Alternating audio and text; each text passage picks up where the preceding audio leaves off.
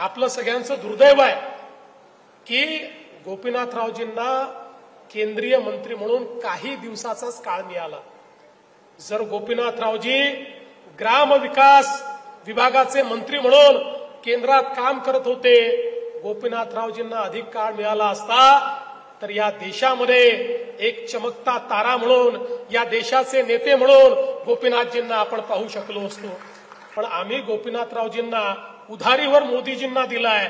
विधानसभेची निवडणूक झाली की आम्ही गोपीनाथरावजींना परत आणणार आहोत आणि या महाराष्ट्राचा मुख्यमंत्री बनवणार आहोत। ज्यावेळेस लोकसभेमध्ये गेले, आपल्याला माहिती आहे लोकसभेमध्ये गेल्यानंतर ते उपनेते झाले।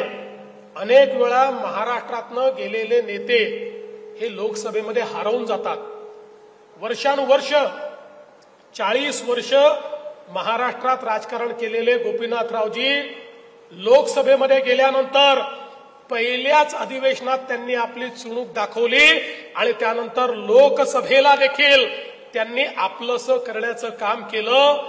खरं म्हणजे आपलं सगळ्यांचं दुर्दैव आहे की गोपीनाथरावजींना केंद्रीय मंत्री म्हणून काही दिवसाचाच काळ मिळाला। जर गोपीनाथरावजी ग्रामविकास विभागाचे मंत्री म्हणून केंद्रात काम करत होते, गोपीनाथरावजींना अधिक काळ मिळाला असता तर या देशामध्ये एक चमकता तारा म्हणून, या देशाचे नेते म्हणून गोपीनाथजींना आपण पाहू शकलो असतो। मगाशी रमेशप्पा तुम्ही सांगितलं हे खरं आहे की गोपीनाथजींनी त्या सभेमध्ये हे सांगितलं की देशात नरेंद्र आणि महाराष्ट्रात देवेंद्र। पण त्याच्यानंतर मला माध्यमांनी विचारलं, गोपीनाथरावजी होते, मी माध्यमांना सांगितलं हे काही म्हणू द्यात, पण आम्ही गोपीनाथरावजींना उधारीवर मोदीजींना दिलाय। विधानसभेची निवडणूक झाली की आम्ही गोपीनाथरावजींना परत आणणार आहोत आणि या महाराष्ट्राचा मुख्यमंत्री बनवणार आहोत। खरं म्हणजे आमचं ते स्वप्न दुर्दैवाने पूर्ण होऊ शकलं नाही।